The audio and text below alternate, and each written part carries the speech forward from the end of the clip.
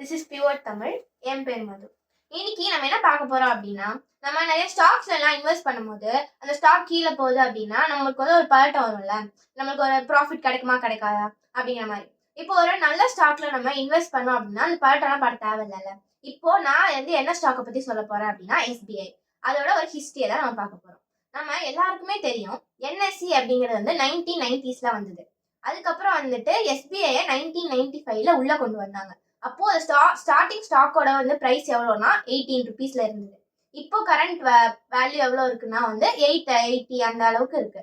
அப்புறம் வந்துட்டு அந்த எஸ்பிஐயோட இப்போ கரண்ட் டோட்டல் கேபிட்டல் எவ்வளோ இருக்கு அப்படின்னா 4 to 5 lakh crore வந்து இருக்கு நம்மள்கிட்ட. அதே மாதிரி வந்துட்டு நம்ம எல்லாருக்குமே தெரியும் எஸ்பிஐ அப்படிங்கிறது வந்து ஒரு public sector bank.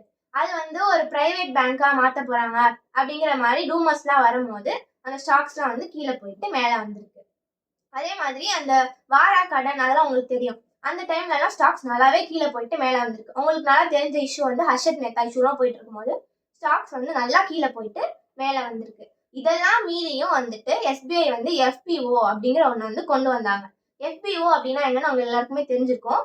Follow on public offers அப்படிங்கிற ஒன்று கொண்டு வந்தாங்க. அதுக்கப்புறம் எஸ்பிஐயோட அசோசியேஷன்ஸ் அந்த 5 பேங்க்ஸ் வந்து கொண்டு வந்தாங்க ஒன்னா.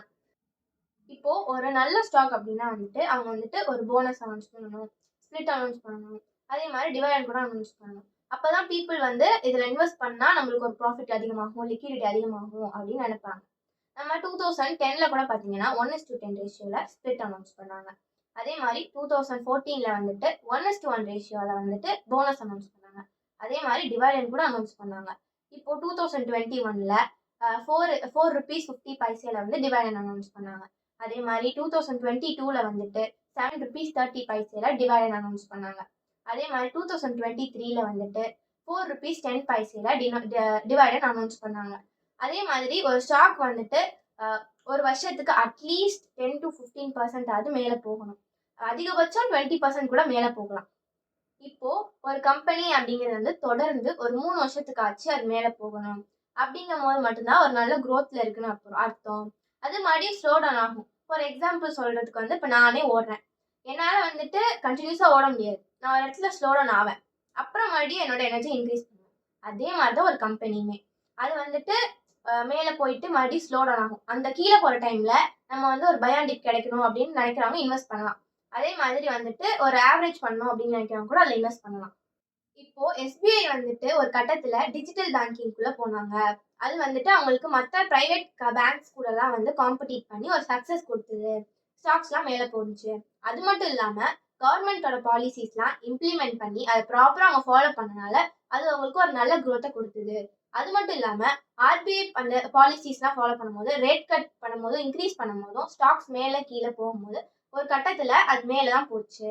அது மட்டும் இல்லாம எக்கனாமிக் கிரைசிஸ்லாம் வர டைம்ல ஸ்டாக்ஸ் நல்லா கீழே போச்சு.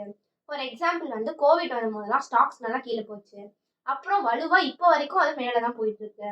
இப்போ வந்து ஒரு 900 வரைக்கும் போயிட்டு இப்போ ஒரு 880 வந்து இருக்கு, அந்த ஸ்டாக்ஸ்லாம் இருக்கு.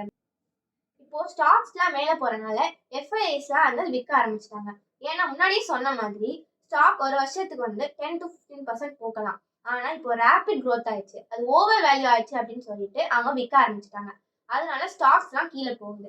நம்ம இப்போ ஒரு பயோண்டிப் கிடைக்குதுன்னு சொல்லி வெயிட் பண்ணா நம்மளுக்கு ஒரு ப்ராஃபிட் கிடைக்கும். அதே மாதிரி ஆவரேஜ் பண்ணணும்னு நினைக்கிறவங்க கூட நம்ம அதில் இன்வெஸ்ட் பண்ணலாம், ஒரு நல்ல ப்ராஃபிட் கிடைக்கும். இப்போ நம்ம ஒரு ஸ்டாக்ல இன்வெஸ்ட் பண்ணோம் அப்படின்னா நம்மளுக்கு பொறுமை ரொம்ப முக்கியம். இப்போ நான் வந்து 95 நான் இப்போ பிறக்கல, பட் நீங்க இன்வெஸ்ட் பண்ணிருந்தீங்கன்னா ஒரு 10,000 வந்து எஃப்டில போட்டிருந்தீங்க அப்படின்னா அது வந்து 20,000க்கு வந்து வந்திருக்கும். அது இல்லாம எஃப்டில காம்பவுண்ட் இன்ட்ரெஸ்ட்ல நீங்க போட்டிருந்தீங்க அப்படின்னா ஒரு 55,000 வந்து நம்மளுக்கு இருந்திருக்கும். நான் வந்து எஸ்பிஐல போட்டிருந்தேன் அப்படின்னா அவங்க கொடுக்குற ஸ்பிளிட்னாலையும் போனஸ்னாலையும் எனக்கு வந்துட்டு 6.5 லட்சம் வந்து எனக்கு கிடைச்சிருக்கும். நம்ம அதனாலதான் வந்து ஒரு நல்ல ஸ்டாக்ல இன்வெஸ்ட் பண்ணணும் அப்படின்னு நம்ம சொல்றது. நான் ஏன் எஸ்பிஐ பத்தி சொன்னேன் அப்படின்னா வந்துட்டு இது வந்து நிஃப்டி 50ல வந்து ஒரு முக்கியமான பங்கை வச்சிருக்கு. அது மட்டும் இல்லாம பேங்க் நிஃப்டிலையும் முக்கியமான பங்கு வச்சிருக்கு. அதே மாதிரி ஃபினிஃப்டிலையும் இருக்கு. நம்ம வந்துட்டு முக்கியமா நம்ம ஃபர்ஸ்ட் ப்ரிஃபரன்ஸ் வந்துட்டு ப்ளூ சிப் ஸ்டாக்ஸ் எல்லாம் கொடுக்கணும். இப்ப ஸ்டாக் மார்க்கெட் மேல போகுது அப்படின்னாலே நிஃப்டி 50 மேல போகுதுன்னு தான் அர்த்தம். அதுக்கப்புறம் நம்ம வேற வேற இதுல வந்துட்டு நெக்ஸ்ட் 50லயோ நம்ம வந்து இன்வெஸ்ட் பண்ணலாம். இது மாரல் ஆஃப் த ஸ்டோரி என்ன அப்படின்னு பாத்தீங்கன்னா நம்ம வந்துட்டு ஒரு நல்ல ஸ்டாக்ல இன்வெஸ்ட் பண்ணணும். அது ஒரு 10 இயர்ஸ் 20 இயர்ஸ்க்கு அப்புறம் நம்மளுக்கு ஒரு நல்ல லாபம் இல்லைனா கூட ஒரு கணிசமான லாபம் நம்மளுக்கு கிடைக்கும். ஓகே நண்பர்களே, உங்களுக்கு வீடியோ பிடிச்சிருந்தா லைக் பண்ணுங்க, கமெண்ட் பண்ணுங்க, ஷேர் பண்ணுங்க, மறக்காம சப்ஸ்கிரைப் பண்ணிடுங்க. பாய்.